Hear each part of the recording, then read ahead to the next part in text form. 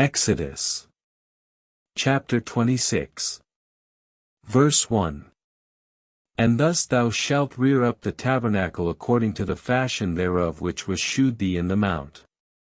Verse 2. And thou shalt make unto it frames, that they may be set up, frames for the doors, and bars of wood for the boards. Verse 3. And thou shalt make staves of shittim wood, and overlay them with gold, that they may be taken the rings of the boards, and that the staves may be put in to bear the tabernacle. Verse 4. Thou shalt also make bars of shittim wood 5 for the second appointed as they were for the first. Verse 5. And thou shalt couple the 5th bar into the rings of the boards on the side, and cover it with a covering of gold. Historical context. The tabernacle was a portable place of worship used by the Israelites during their wilderness travels, following the Exodus from Egypt. Verse 6. And they shall be 7 for to hold the hanging in the fleshing of the tabernacle, and the boards of the tabernacle. Verse 7. And thou shalt put the staves into the rings on the sides of the tabernacle, that it may be borne upon them. Verse 8. The hanging shall be 10 cubits from the side, the other side, in either hand, and shall be doubled over at the bottom. Verse 9. And thou shalt couple 5 bars to the boards on one side, and the other side, of the tabernacle. Verse 10. And thou shalt overlay with gold the staves, and the rings therewith, and thou shalt make staves of shittim wood, that they may be put in to bear the tabernacle. Historical context. Shittim wood, also known as acacia wood, was a hardwood prized for its durability and resistance to rot. Verse 11. Thou shalt take the other 10 boards, and lay them up beside the first board doubled over against it, that they may form into one frame. Verse 12.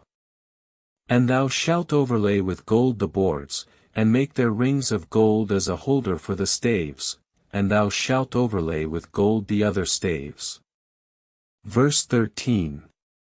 And thou shalt stretch over the tabernacle above upon the sideboards, skins of badger, and skins of deer, with the king's skin in the midst thereof. Verse 14. Thou shalt put the staves into the rings on the sides of the tabernacle that they may be a bearer for it. Verse 15. And thou shalt set up the board of testimony upon the tabernacle before the mercy seat which is over the testimony, and the curtains of the habitation shall not be drawn down but the boards of the tabernacle remain set up. Historical context. The board of testimony refers to the Ark of the Covenant, a chest containing sacred objects including stone tablets inscribed with the 10 Commandments. Verse 16. And thou shalt put the staves into the rings on the sides of the tabernacle that they may be unto it for to bear it upon them. Verse 17. The boards shall stand 40 and 5 by 7 and 6, from board to board. Verse 18. And he shall make the hanging of blue, and purple, and scarlet, with fine twined linen wrought with needlework. Verse 19. And thou shalt take 2 staves of shittim wood and overlay them with gold, and they shall be a bearer for the bars that are to bear the tabernacle. Verse 20. Thou shalt put the boards from a side unto another, over the frame thereof, and thus it shall stand in the midst of the boards. Verse 21. And thou shalt take the other 2 staves and overlay them with gold, and they shall be a bearer for the boards that bear the tabernacle. Historical context. The tabernacle was approximately 45 feet long, 9.5 feet wide, and 27.5 feet high. Verse 22. And thou shalt put the staves into the rings of the boards on the sides thereof for to be a bearer unto it, that they may bear the tabernacle, and all its vessels. Verse 23. Moreover thou shalt command the children of Israel to bring thee good saron with which to make staves of fine twined linen. Verse 24.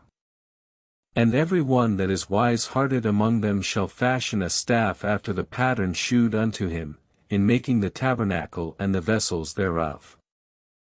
Verse 25.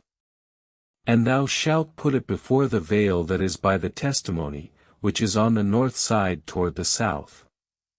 Exodus chapter 27. Verse 1.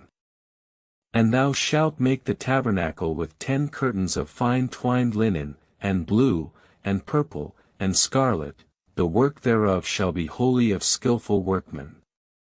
Verse 2. The length of one curtain shall be 28 cubits, and the breadth of one curtain 9 cubits, he shall couple the two together. Verse 3. 5 curtains shall be coupled to one another, and 5 curtains shall be coupled to one another. Verse 4. And thou shalt make loops of blue upon the edge of the one curtain, that was in the coupling, and likewise shalt thou make in the uttermost part of the joining the second curtain. Verse 5. 40 rings of gold, to couple the tabernacle with it, for the 4 corners thereof. Historical context. The intricate design of the tabernacle was influenced by Egyptian architecture and artistry. Verse 6. And 5 bars of gold, of the building, shalt thou make in excess, and cast them into the rings on the sides of the tabernacle for a place to stay the staffs thereof. Verse 7. The other side also had 2 tenons, even in one ring, to couple with it, thus shalt thou do to all the curtains of the tabernacle. Verse 8. And that which remaineth in the length shall tarry for the sides of the tabernacle, which shall be coupled thereto, and they shall not be sewed together. Verse 9. Then thou shalt make a covering for the tent of ram skins dyed, and a covering above of badgers' skins. Verse 10.